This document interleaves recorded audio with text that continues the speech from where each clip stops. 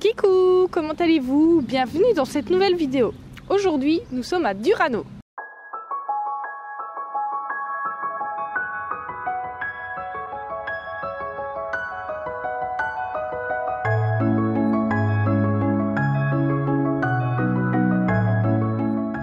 Cette ville porte le nom du département auquel elle appartient. Avec 35 000 habitants, elle est le centre urbain d'une région d'élevage et agricole et elle remplit la fonction commerciale et de transformation de ses produits à travers les industries de la viande et de la farine principalement. La ville a été fondée en 1821 sous le nom de Villa San Pedro del Durano en hommage à l'empereur brésilien de l'époque. La ville possède un riche patrimoine historique révélant essentiellement une architecture européenne et des attraits touristiques divers. À travers cette vidéo, on va vous présenter la ville de Durano. Nous sommes ici à la place de l'Indépendance. Elle a été en fait le théâtre d'importants événements historiques d'importance locale et nationale. Et ces beaux jardins servent de cadre au monument qu'elle contient. Toujours sur la place de l'Indépendance, je me trouve devant un monument dédié à Christophe Colomb et c'est en fait une capsule temporelle. En 1892, avant la commémoration de l'arrivée de Christophe Colomb en Amérique, les habitants de San Pedro del Durano ont décidé d'ériger le monument en granit gris. Ces personnes étaient des immigrants italiens, espagnols, argentins et brésiliens. Et ce monument a été inauguré le 25 août 1893. Couronnant ce monument, il y a une sphère, un globe de pierre d'environ 80 cm qui a contenu une boîte en plomb durant 100 ans et dans laquelle étaient placés divers documents et témoignages de l'époque. La sphère a été ouverte en 1992 et aujourd'hui, il y a également divers documents de témoignages et ils seront remplacés en 2092.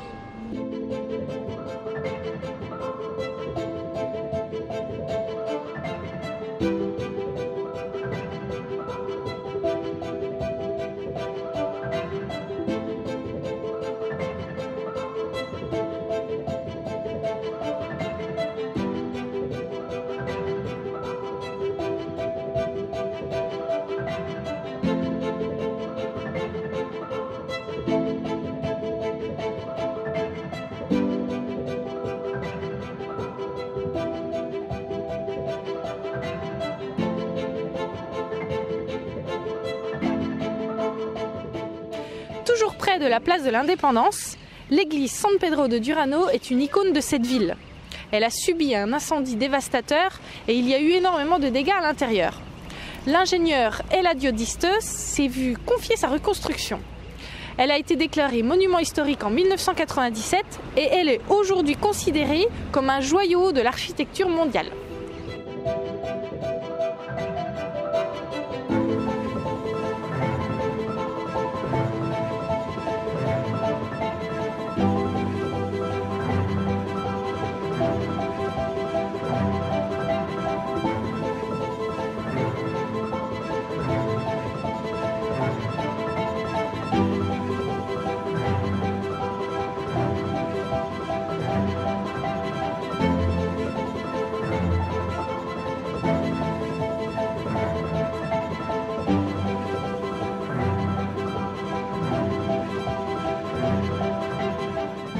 L'une des constructions historiques les plus précieuses de Durano et du pays, c'est la maison de Rivera. Les travaux de construction ont commencé en 1834 sur ordre du général Fructuoso Rivera et c'est d'ailleurs là qu'il assuma sa deuxième présidence à partir de mars 1839. Le gouvernement et les habitants de Durano, amoureux de leur terroir, ont réussi à transformer cette demeure en musée historique, Casa de Rivera, en 1992. Aujourd'hui, il contient des diverses collections historiques et fonctionne aussi comme archive départementale.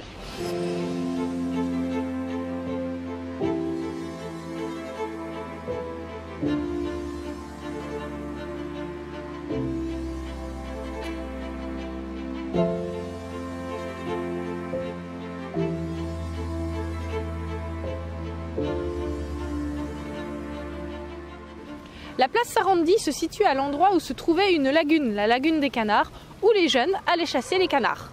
Petit à petit, les arbres indigènes ont été coupés et elle a été boisée ensuite de tipas et la pergola romantique a été construite au centre. Elle est symbole de l'amour et de l'amitié.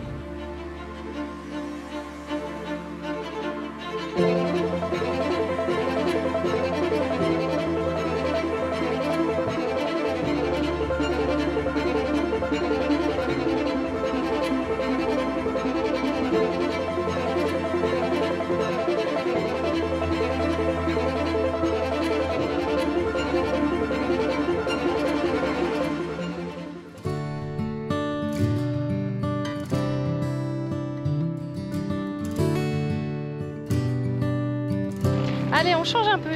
Nous sommes au Parque de la Hispanidad.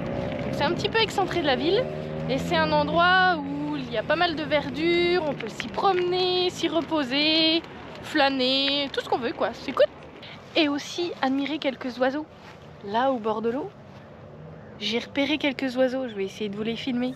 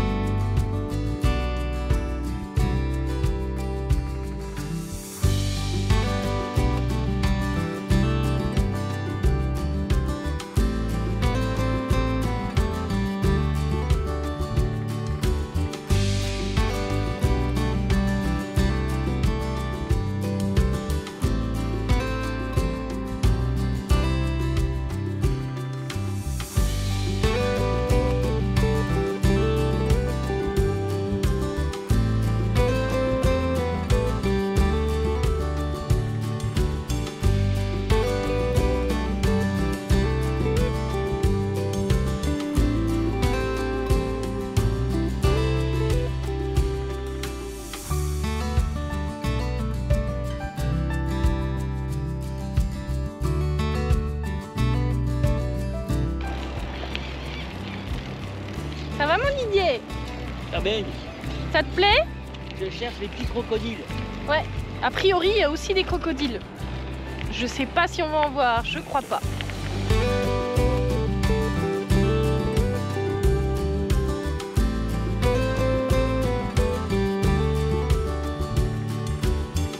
Il est hyper vaste ce parc. Franchement super agréable. En plus là on a le soleil.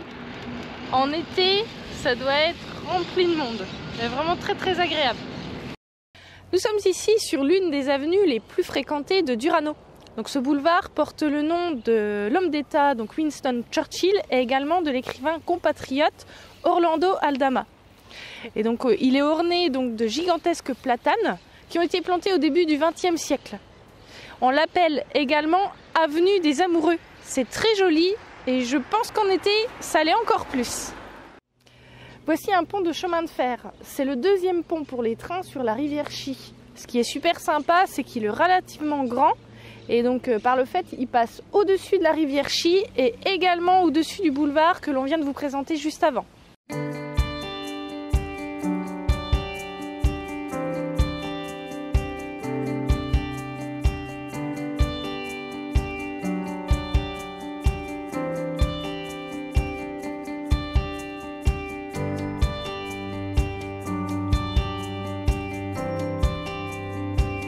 Donc là, il y a le pont de chemin de fer que je viens de vous présenter à l'instant.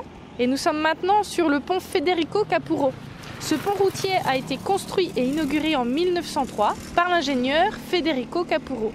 Ça a été une véritable démonstration technique parce que c'est l'un des premiers ponts avec ses caractéristiques techniques. En effet, il est submersible. Il a été investi par l'effort de la population de Durano. C'était en fait l'entrée et la sortie de tous ceux qui venaient du nord dans le département. Et pour les habitants, il est connu sous le nom de Vieux Pont.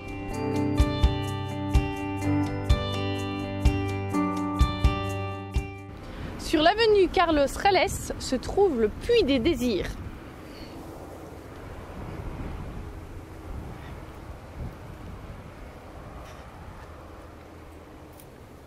Avec son eau fraîche et cristalline, il a su être une source naturelle et pure pour se désaltérer.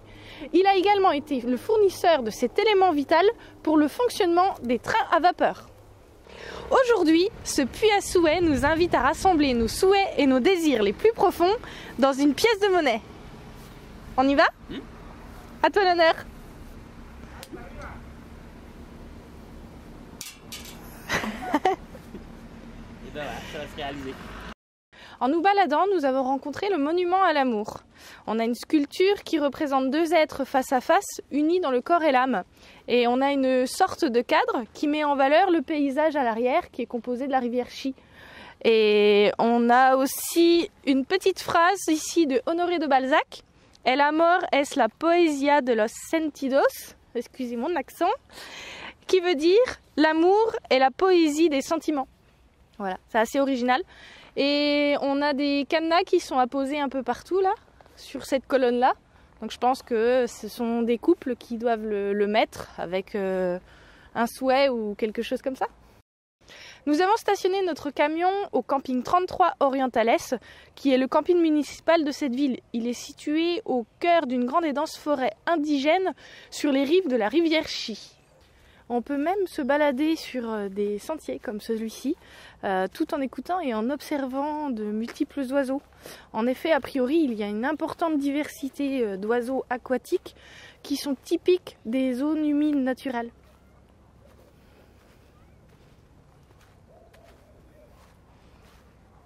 Alors, nous avons été accueillis comme des petits princes à ce camping. Ils nous ont placés juste ici, de manière à être en sécurité, car il y a quelqu'un pour surveiller le camion 24 heures sur 24, juste derrière moi. Alors, ça paraît pas, mais comme nous sommes à l'ombre et que les journées sont courtes, les panneaux solaires ne rechargent pas suffisamment. Alors, le technicien du camping nous a carrément tiré une ligne, et ainsi, nous sommes reliés à l'électricité. On n'a plus de soucis de recharge. Nous avons eu besoin de bois pour notre petit poêle, alors on a demandé au camping s'ils pouvaient nous en procurer. Et quand nous sommes revenus de balade, juste là, on avait un sac complet de bois et en plus coupé à la bonne longueur. Didier vous montrera cela en détail dans son vlog. Et franchement, ils sont vraiment aux petits soins, mais on n'en abuse pas.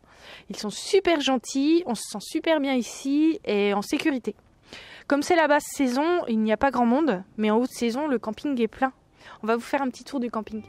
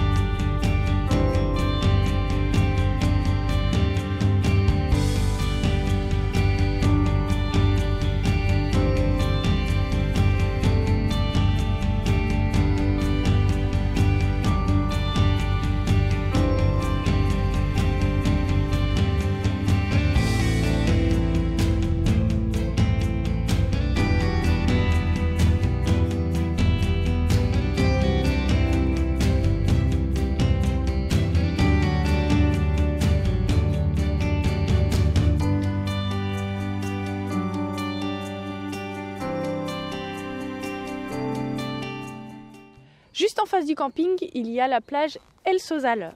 Il y a d'autres plages à Durano comme Puente Nuevo ou Balneario Independencia.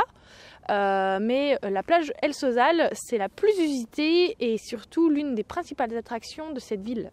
Nous sommes sur la plage El Sozal. Alors il y a pas mal d'espace. Et normalement, il y en a même encore plus. Hier, il y a plu toute la journée. Donc le niveau de l'eau a bien monté. D'ailleurs, derrière moi, il y a un poste de surveillance. Normalement, il est sur le sable, il n'est pas dans l'eau. Il y en a un derrière et il y en a encore un derrière de ce côté. Voilà. Mais sinon, c'est super sympa. Je pense qu'en été, en été, il y a plein de monde. Et c'est super agréable.